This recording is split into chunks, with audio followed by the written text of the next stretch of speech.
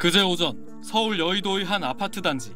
흰색 벤츠 차량이 천천히 후진하는가 싶더니 갑자기 속도를 높여 뒤에 주차돼 있던 차량 7대를 잇따라 들이박습니다. 그러고는 또다시 급가속하며 오른편으로 달려나가 차량 5대를 연달아 충돌하고 멈춰섭니다. 차량을 운전한 건 이 아파트에서 근무하던 70대 경비원 A씨. 심각한 주차난에 이중 주차된 차량들을 입주민 대신 이동시키던 중 사고가 난 겁니다. 과거에서부터 쭉 그렇게 해왔다고 하더라고요. 모든 주민들이 이제 경비실에 이제 키를 하나씩 보관하는 실정이고. A씨는 경찰 조사에서 브레이크를 밟았는데도 차량이 급발진했다고 주장했습니다. 브레이크를 밟고 후진하는데 뒤에 밟고 또 브레이크를 밟으니까 그냥 막 안으로 들어가서. 또 A씨는 후진 기어에서 전진 기어로 바꾸지 않았는데도 차량이 앞으로 나갔다고 진술했습니다. 다른 차량의 블랙박스 영상에선 후진할 때나 급가속해 앞으로 달려나갈 때도 브레이크 등이 들어온 모습이 확인됩니다. 피해 차량 중엔 고가의 외제 차량들이 많아 상당한 액수의 피해 보상이 예상되지만 차량 보험을 통한 보상도 불가능한 상황입니다. 저희 차가 이제 부부 한정으로 들었어요. 이제 제3자가 운전하면 보상 혜택을 못 받은 경우가 되니까. 경찰은 사고 차량에 대해 국립과학수사연구원에 급발진 여부 조사를 의뢰할 계획이라고 밝혔습니다. SBS 이태곤입니다. 후진하는 흰색 벤츠 차량의 브레이크 등이 깜빡이더니 갑자기 속도를 높이며 차량 7대와 충돌합니다. 차는 다시 급가속하며 앞으로 달려나가 차량 5대를 연달아 들이받습니다. 지난달 22일 서울 여의도의 아파트 단지에서 70대 경비원이 입주민 차를 옮기다 일어난 사고. 사고 이후 사직한 경비원은 억울함을 호소했습니다. 브레이크를 밟고 있었습니다. 분명히 급발진입니다. 너무 억울합니다. 시설 꼭 밝혀주십시오. 차주와 경비원은 벤츠 독일 본사와 수입사인 벤츠코리아, 판매사 등을 상대로 민형사상 소송을 제기하기로 했습니다. 차가 브레이크 등이 들어온 상태에서 돌진했고 기어를 바꾸지 않았는데 후진해서 앞으로 나간 점, 굉음이 난 점 등을 봤을 때 차량 결함이 의심된다는 겁니다.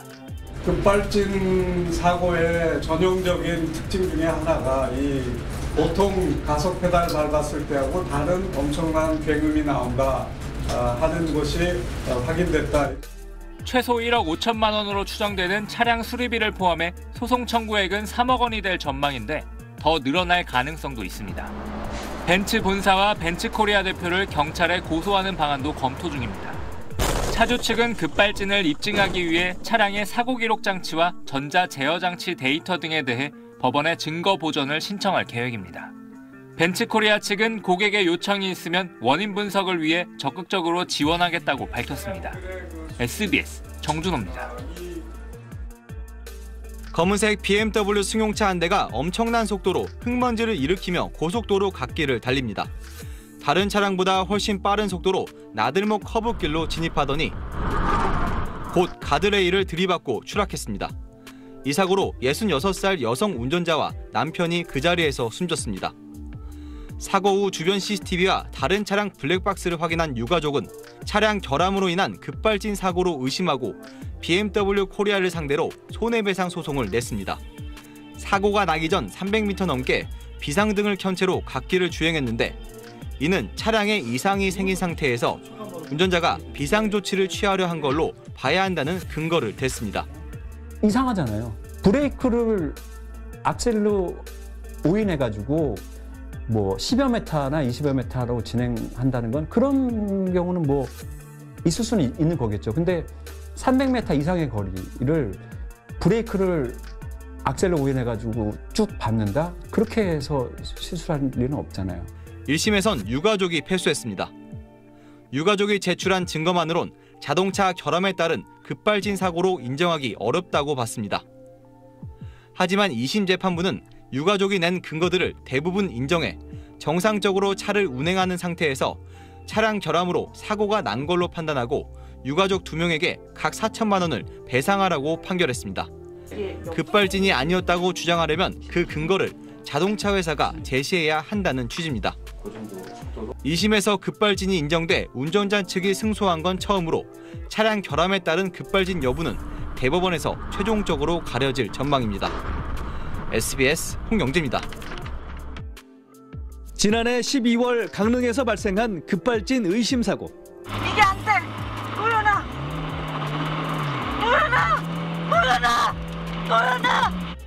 60대 운전자가 몰던 차량은 앞차를 추돌하고 600m를 더 진행해 지하 통로로 추락했습니다. 운전자가 크게 다치고 함께 타고 있던 12살 손자 도연군은 숨졌습니다. 운전자와 가족들은 차량 제조사를 상대로 7억 6천만 원 규모의 손해배상 청구 소송을 냈고 오늘 첫 재판이 열렸습니다. 운전자 가족들은 재판부에 자동차의 사고 기록 장치인 EDR의 감정을 신청했습니다. 5초 동안 가속 페달을 밟으면 5초 후에는 140km, 150km가 됐다고 봐야 그게 당연하다. 근데 116km로 6km밖에 증가하지 않은 거는 EDR이 잘못 기록한 것이다. EDR의 신뢰성이 상실된 것이다.